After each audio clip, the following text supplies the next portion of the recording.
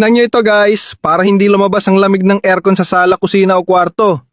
Magkakaroon ng partition sa bahay nyo, lalo na sa hagdan.